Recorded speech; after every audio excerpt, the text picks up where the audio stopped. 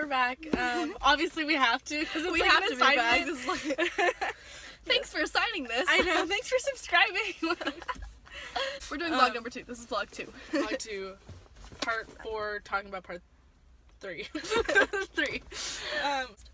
Okay. Well, I guess, like, sort of fairly, like, last spring, because last season, when I was working at the Marine Mammal Center, I don't think they know this about me. I do a lot of stuff with seals. But working with the harbor seal pups who come in really little, within like a few days or weeks old.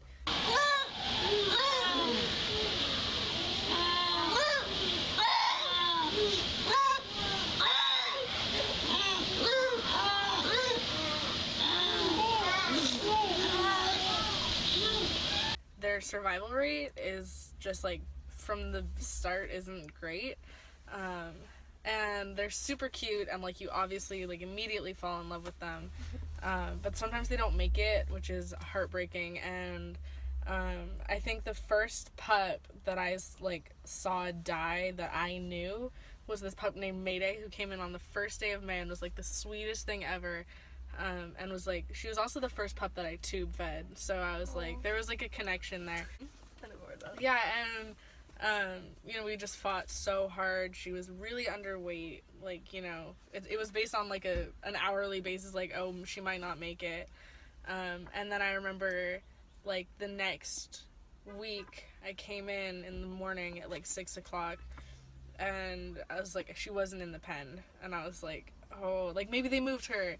And then, you know, we have like a sheet that says like what's happened to the patients, and there she was, and she was euthanized, which is like, it's so heartbreaking. And it's really hard because you know, you put so much effort into them, and then, you know, sometimes you just like can't have what you want. And that kind of reminded me of, in the book, page 241, at the start of like one of the many fights between like Mariam and Rashid and Layla, and Rashid is lunging at Mariam, and I'll just read the quote. The girl lunged at him. She grabbed his arm with both hands and tried to drag him down, but she could do no more than dangle from it. She succeeded in slowing Rashid's progress towards Mariam. And that was kind of, I don't know, it resonated with me because that's what I see our work is. You know, it's like the pups are dying and all we can do is just try to stop it. Like, sometimes it works, sometimes it doesn't, and it's just like that like never ceasing fight and like the determination to try to save them. But I think what it's taught me is like, well, one, you can't get too attached to them, but like I do anyway. You know, just like being able to just like take a deep breath and like just start again and like keep fighting. Yeah, what else do you have to say? How can the act of living through certain experiences educate you in a way unlike formal education? Okay, I think using this example, like, there's no book that can like teach you this, you know. It's like you can't, I mean, actually there is, because like we're emotional creatures and it wrecks you. But like just having that like firsthand, it doesn't even have to be grief, just kind of like the shock and like the hardship of like having to deal with loss or anything like that. It like impacts you on like a different level than just like reading about it, being like, oh, she was really sad. It's like, okay, I get that, I've been sad before. But then like when it happens to you and you don't have like a book to kind of guide you through those emotions, like it can be rough. But yeah, that's kind of heartbreaking. Yeah. Okay, well, I guess we'll move on to my story. We both picked like kind of sad stories. I can't think of like a good, I know, when you can't think about a good thing in your life. No, I don't know, nothing was like, I feel like the sad stuff is like sad heavier. Stuff teaches you a ton. Yeah, whereas good stuff, you're like, this is good. Yeah, this is good, I like Endorphins are great. Endorphins are great. Okay, so one experience I had is this year, at the time he was my best friend, but basically he got really, really mad at me, and at the time I wasn't exactly sure why. He hadn't exactly told me, but I had said something that kind of, it like rubbed him the wrong way, No, but it was something that kind of like hit a soft spot and like it Like made an insecurity. it was like a really big insecurity. Like, oh, I can't go deep into his life, but basically, like, oh man, I can't even talk about it. Anyway, Too much. I like really hurt him, and like he kind of just like shut me out for a good. I mean, it was only like 24 hours, but it was like the longest 24 hours of my life. And I just remember, like, I see him all the time. I go to, like, church class with him in the morning, and I see him at school. I eat lunch with him. He's my best friend, so I see him all the time. And I just remember for that 24 hours, he didn't talk to me at all. He never, like, made eye contact with me.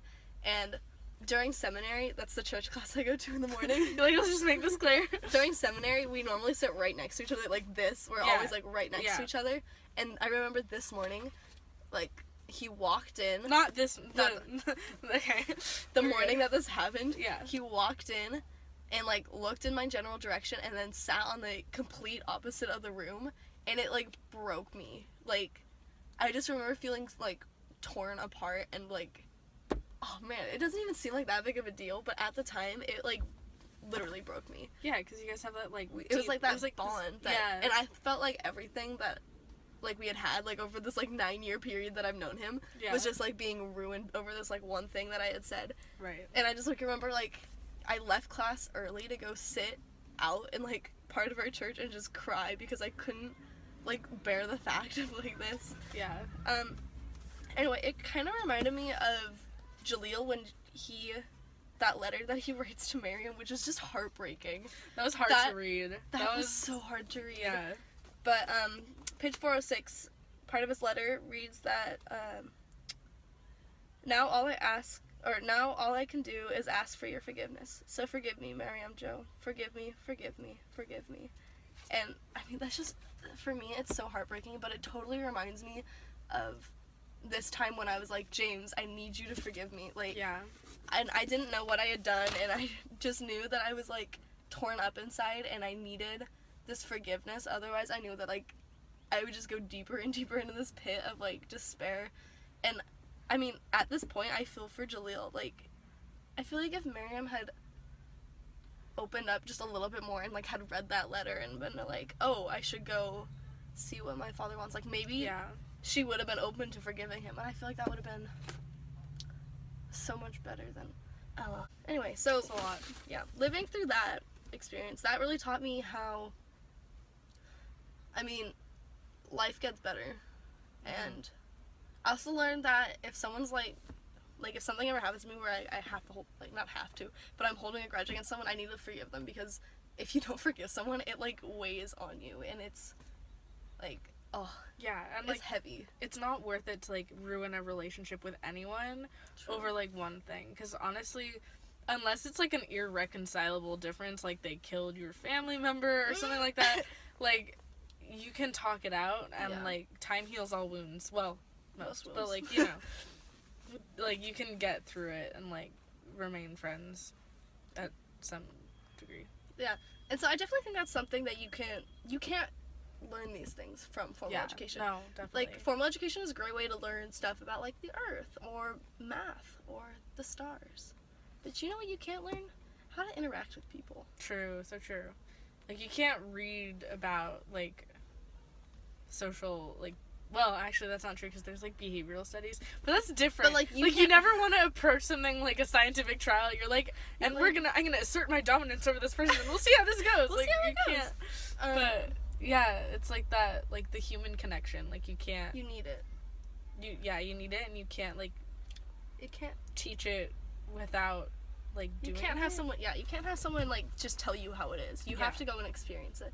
Yeah. Because I always feel like the best, like the way that I learn things the best is just going through it. Yeah. And so like sometimes, what was that TV show? Oh, I think it's the Magic School Bus, and it was like make mistakes, get messy. Anyway. Class, time to take chances. Make mistakes, get messy. Make mistakes, because that's how you learn. It is how you learn. And like those are the biggest, like those are the best lessons. True. Is like when you've messed up, and like, you know, maybe it'll take you a while to like get over it, but like that's good. Like you need that. You need it. Yeah. Bye.